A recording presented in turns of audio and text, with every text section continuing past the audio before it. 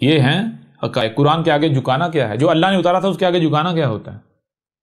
اس کے آگے جھکانا یہ ہوتا ہے کہ اپنی میں مار اپنے آپ کو اپنا وجود قلم کر دیا جائے، میں ختم کر کے اپنے آپ کو جھکا دیا. ہاں جی بتاؤ کیا کہا جا رہا ہے، کیا کہہ رہے ہو؟ اپنی مرضی نہ کی جائے. اگر سامنے سے جو بات آ رہی ہے اگر وہ بات ایسی ہو جو آپ کو آپ کے لیے قابل تسلیم نہیں ہے تو پھر بھی آگے سے ضد نہیں کرنی بلکہ تحقیق کرنی ہے، غور و فکر کرنا ہے. اس کو نہیں بدلنا، اپنے آپ کو بدلنا ہے. قرآن آیا ان کو بدلنے کے لیے، لیکن انہوں نے کیا کیا؟ انہوں نے قرآن کو بدل دیا. ان لوگوں نے قرآن کو بدل دیا. ان لوگوں کا معاملہ کیا ہے؟ ان لوگوں کا معاملہ یہ ہے، ذرا غور کیجئے گا. میں آپ سے سوال کرتا ہوں، کیا یہ ملاٹے یہ قرآن سے ہدایت لینے جاتے ہیں یا پھر پہلے سے ان کے نظریات ہوتے ہیں، عقائد ہوتے ہیں جو نسل در نسل چلے آ رہے ہیں، ان عقائد و نظریات کو یہ سچا ثابت کرنے کے لیے قرآن کے اوپر تھوپتے ہیں؟ یہ اپنے آپ کو بدلتے ہیں یا قرآن کو بدلتے ہیں؟ آسان ہے سمجھنا، کوئی مشکل نہیں ہے. الصلاۃ کا حکم دیا گیا، قرآن میں الصلاۃ کا کہا گیا، تو کیا کرنا چاہیے تھا؟ خود کو قرآن کے آگے سرنڈر کرنا چاہیے تھا، ہمیں بتا الصلاۃ کیا ہے. ٹھیک ہے جی. لیکن انہوں نے کیا کیا؟ پہلے سے نماز چلی آ رہی ہے ان کے ہاں، اباؤ اجداد سے جو چلا آ رہا ہے، انہوں نے اس کو سامنے رکھ کے اس کو نہیں بدلا، اپنے آپ کو نہیں بدلا. اپنے آپ کو نہیں بدلنا، جو اپنے عقائد ہیں، اپنے نظریات ہیں، ان کو نہیں بدلنا، اپنے آپ کو نہیں بدلنا. بلکہ اگر قرآن کی طرف جایا جاتا ہے تو قرآن کو بدلنے کے لیے جاتے ہیں.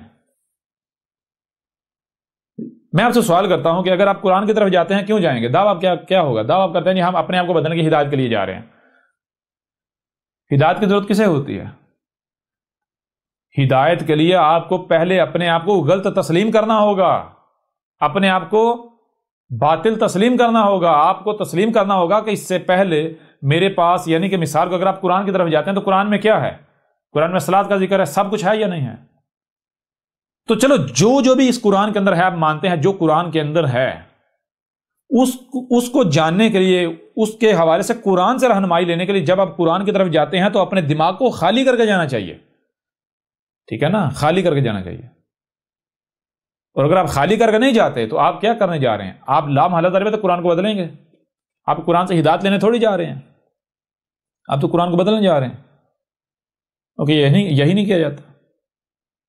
پہلے سے عقائد و نظریات، یعنی یہ تو بھائی ہم تو پیدائشی ہیں ہی جنتی، ہم تو ہیں ہی جنتی. ہر فرقہ جو ہے، میں آپ سے سوال کرتا ہوں کہ ہر فرقہ جو عمل کر رہا ہے وہ اپنے عمل کو قرآن سے ثابت کرتا ہے. وہ کہتا ہے جی یہ عمل قرآن میں ہے، قرآن میں اللہ نے ایسا کہا ہے. وہ بھائی یہ کیسا قرآن ہے جو کہہ رہا ہے بریلوی جو کہہ رہا ہے وہ بھی ٹھیک ہے، اہل حدیث جو کر رہا ہے وہ بھی ٹھیک ہے، جو دیوبندی کر رہا ہے وہ بھی ٹھیک ہے، جو حیاتی کر رہا ہے وہ بھی ٹھیک ہے، جو مماتی کر رہا ہے وہ بھی ٹھیک ہے، جو صوفی کر رہا ہے وہ بھی ٹھیک ہے. حالانکہ سب مختلف کر رہے ہیں، سب آپس میں اختلاف کر رہے ہیں. کیا قرآن ایسا کہہ سکتا ہے؟ یہ قرآن ہوا یہ مذاق ہوا؟ ہوتا کیا ہے؟ ہر فرقہ جو ان کے پاس ہوتا ہے یہ پہلے سے طے کیے ہوئے ہیں، ہم تو ہیں ہی ہدایت یافتہ. جب تم لوگ یہ طے کیے ہوئے ہم ہیں ہدایت یافتہ، تو پھر جب اپنے آپ کو ہدایت یافتہ ڈکلیئر کر کے قرآن کی طرف جاؤ گے تو کیا قرآن سے تمہیں کچھ ملے گا یا پھر قرآن کو کچھ تم دے کے آؤ گے؟ اور بھائی لیتا وہ ہے جو فقیر ہو، جو سائل ہو. غنی نہیں لیتا، جو کہتا ہے میں غنی ہوں وہ دیتا ہے. جب آپ قرآن کی طرف جاتے ہو کبھی آپ نے غور کیا آپ کا اعلان کیا ہوتا ہے، آپ کا دعویٰ کیا ہوتا ہے؟ کیا آپ یہ کہتے ہو کہ میں سائل ہوں، میں فقیر ہوں، مجھے چاہیے، یا پھر آپ کہہ رہے ہوتے ہو کہ میں غنی ہوں، میں خود کفیل ہوں، میں فقیر نہیں ہوں، میں ہوں ہی ہدایت یافتہ؟ تو جب بھی آپ قرآن کو کھولتے ہیں، قرآن کی طرف جاتے ہیں، آپ کا دعویٰ کیا ہوتا ہے؟ کہ آپ یہ نہیں دعویٰ کرتے اپنے عمل سے کہ میں تو بھائی غنی ہوں، میں تو ہوں ہی ہدایت یافتہ. مجھے بتائیں وہ کون سا دن ہے جس دن آپ نے یہ اعلان کر کے اپنے آپ کو یہ کہہ کر قرآن کھولا کہ بھائی میں ایک پکا گمراہ ہوں، مجھے ہدایت کی ضرورت ہے، اس وجہ سے میں نے آ کے قرآن کو کھولا ہے.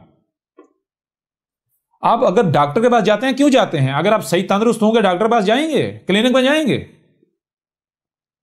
نہیں جائیں گے. اگر تندرست ہوں گے کلینک پہ جائیں گے تو ڈاکٹر کو کچھ دینے جائیں گے، اس سے لینے کچھ نہیں جائیں گے. آپ ڈاکٹر کے پاس جائیں گے تب جائیں گے جب آپ مریض ہوں گے، آپ اس کے محتاج ہوں گے. تو کیا یہاں جب آپ قرآن کی طرف جاتے ہیں کیا کبھی آپ محتاج بن کے گئے؟ کبھی آپ نے یہ اعلان کیا قرآن کے پاس ہے کیا؟ آپ مانتے ہیں، آپ کہتے ہیں جی قرآن کہتا ہے میں ہدایت دینے آیا ہوں، چلو ٹھیک ہے مان لیا قرآن کہتا ہے میں ہدایت دینا ہوں، چلو جی قرآن کا دعویٰ ہے نا ہدایت کا، آپ کہتے ہو مانتے ہو نا؟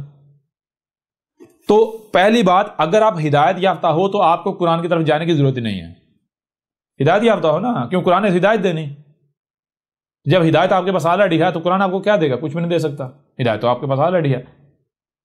اب اگر آپ قرآن کی طرف جاتے ہو تو دو ہی صورتیں ہیں، یا تو آپ ہدایت لینے جاؤ گے یا پھر آپ قرآن کو ہدایت دینے جاؤ گے، ٹھیک ہے نا؟ قرآن سے اب ہدایت لینے تب جاؤ گے جب آپ یہ ڈکلیئر کرو گے اپنے آپ کو کہ میں گمراہ ہوں، مجھے ہدایت کی ضرورت ہے،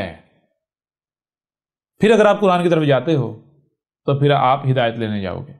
اور اگر آپ پہلے سے یہ طے کیے ہوئے ہو، ڈکلیئر کیے ہوئے ہو کہ میں ہوں ہی ہدایت یافتہ، اور اس کے باوجود آپ قرآن کی طرف جاتے ہو، تو جان لو پھر آپ قرآن سے ہدایت لینے نہیں جاؤ گے بلکہ آپ قرآن کو بدلنے جا رہے ہو، آپ اپنے عقائد و نظریات کو قرآن کے اوپر تھوپنے جا رہے ہو، نسب کرنے جا رہے ہو، اور یہی آپ کے ملاٹوں نے کیا، یہی آپ کے آباء و اجداد نے کیا، جتنے بھی تراجم ہیں، جتنے بھی تفاسیر ہیں اور جتنے تمہارے ملاٹے ہیں وہ یہی تو کر رہے ہیں۔ قرآن ہی کو تو بدلا ہے تم لوگوں نے خود کو تھوڑے بدلا ہے۔ اب پریکٹیکل دیکھ لو، اگر تم لوگ کہتے ہو کہ ہم قرآن کے ماننے والے ہیں، قرآن کے ماننے والے ہیں، قرآن و سنت کے ماننے والے ہیں، تمہارے اندر اختلافات ہونے چاہیے، فساد ہونا چاہیے، آسمان و زمین میں فساد ہونا چاہیے۔ یہ قرآن کیا ہے؟ قرآن جیسے گاڑی ہوتی ہے، گاڑی کی جو ہے وہ ایک بک ہوتی ہے، اس کے اندر سارا اس گاڑی کے بارے میں ساری ہدایات لکھی ہوتی ہیں، اگر ان ہدایات کے اوپر عمل کیا جائے، ہدایات کے مطابق چلا جائے تو گاڑی میں کوئی خرابی ہوگی؟ نہیں نہ آئے گی، اگر خرابی ہوگی بھی ٹھیک ہو جائے گی نا۔ تو بالکل اس طرح یہ جو قرآن ہے یہ کیا ہے؟ یہ گائیڈ بک ہے، یہ اس کائنات کی، آسمان و زمین کی۔ اگر تم اس کے مطابق چلتے ہو تو آسمان و زمین میں ایک رائی برابری خرابی ہو جائے، یہ کیسے ممکن ہے؟ کہاں لکھا ہے؟ ایسے ہو سکتا ہے؟ سوال ہی پیدا نہیں ہوتا۔ اور تم کہتے ہیں ہم جی قرآن کے مطابق چل رہے ہیں، دوسری طرف تمہارے فراڈ، دھوکے، خرابیاں، طوفان، سارا کچھ فساد ہی فساد، تو پھر قرآن جھوٹا ثابت ہو جاتا ہے۔ یہ قرآن جو ہے یہ کائنات کی بک ثابت نہیں ہوتی، کتاب ثابت نہیں ہوتی کائنات کی۔ جی تم لوگ خود کو نہیں بدلتے، تم لوگ قرآن کو بدلتے ہو، تم لوگ خود کو بدلنے کے لیے قرآن کی طرف نہیں جاتے بلکہ تم لوگ قرآن کو بدلنے کے لیے قرآن کی طرف جاتے ہو، اور یہ احمد عیسیٰ نے ثابت کر دیا، دنیا کی کوئی طاقت اسے غلط ثابت کر کے دکھائے، ٹھیک ہے نا؟ یہ سارا کچھ، یہ نمازیں، یہ وضو، یہ سارا کچھ، یہ حج، یہ سارا کچھ محمد سے پہلے ہو رہا تھا، جانوروں کا قتل عام قربانی کے نام پر محمد سے پہلے سے ہو رہا تھا، ٹھیک ہے؟ اور جب رسول تھا بتا، جب ضلال مبین ہوتی ہیں، 100% گمراہیاں ہوتی ہیں، نور کی رائی کی ایک کرن بھی نہیں ہوتی، ہدایت کی ایک رائی بھی نہیں ہوتی، رسول آ کر جو اس سے پہلے ہو رہا ہوتا ہے اس کی تصدیق نہیں کرتا بلکہ اس کے اوپر لکیر پھیر دیتا ہے، کہتا ہے یہ سب کا سب گمراہیاں ہیں، جب یہ سارا کچھ نمازیں، یہ سب کچھ محمد سے پہلے ہو رہا تھا، اور محمد آ کر کہے یہ نماز یا صلاۃ ہے، تو محمد رسول ہی ثابت نہیں ہوتا، تم تو اپنے اعمال سے محمد کو کذاب ڈکلیئر کرتے ہو، یہ تو تمہارا معاملہ ہے۔ پہلا اس حوالے سے آپ کے اوپر واضح ہو گیا کہ ان لوگوں نے قرآن کو بدلا، ان لوگوں نے قرآن کو بدلا، اس کے باوجود آئیں ایک دوسری طرف۔ مثال کے طور پر انہوں نے کہا یہ تراجم میں، یعنی کہ قرآن میں یہ لکھا ہوا ہے، قرآن میں غسل ہے، قرآن میں وضو ہے، قرآن میں تیمم ہے، یہ جو کچھ کر رہے ہیں جی اس کی وجہ سے قرآن میں نماز ثابت ہو جاتی ہے، ٹھیک ہے مان لیتے ہیں اگلے لمحے کے لیے، مان لیتے، لیکن کس بنیاد پر مان لیں؟ کیا تم اللہ ہو، ہمارے خالق و مالک ہو؟ نہیں نا، تو پھر تمہاری بات کیوں مان لیں؟ بات تو خالق و مالک کی مانی جائے گی۔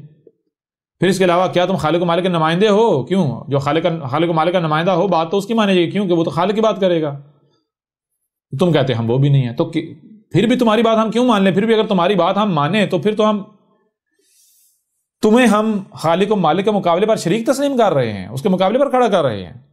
ہاں تیسری صورت کیا ہے تمہاری بات مانی جانے کی؟ وہ کیا ہے؟ جو تم بات کرتے ہو اس بات کو حق ثابت کرو، اس بات کو خالق و مالک کی بات ثابت کرو۔ اگر تم ثابت نہیں کرتے تمہاری بات کو نہیں مانا جائے گا، اس کے باوجود اگر کوئی تمہاری بات کو مانتا ہے تو جان لیں اس شخص نے ایسے بندے کو جس کے پیچھے وہ چل ہے اس نے اللہ کے رب کے مقابلے اپنا رب بنا لیا، اللہ بنا لیا، ٹھیک ہے نا؟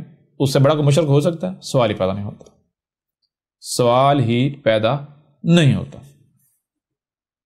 اب آئیں ایک اور پہلو کی طرف،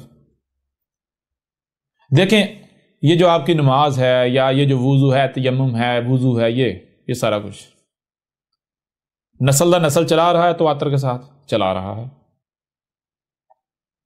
تمہارے تراجمہ تفاسیر میں موجود ہے، تمہارے ملاٹے کہہ رہے ہیں کہہ رہے ہیں، کلیم کر رہے ہیں، ہاں جی کر رہے ہیں، سب کے سب مسلمان انہیں مانتے ہیں، اسے حق کہتے ہیں۔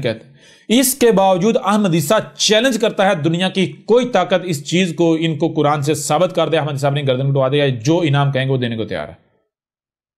اس کے باوجود دنیا کی کوئی طاقت اس کو اللہ کی بات حق ثابت نہیں کر سکتی۔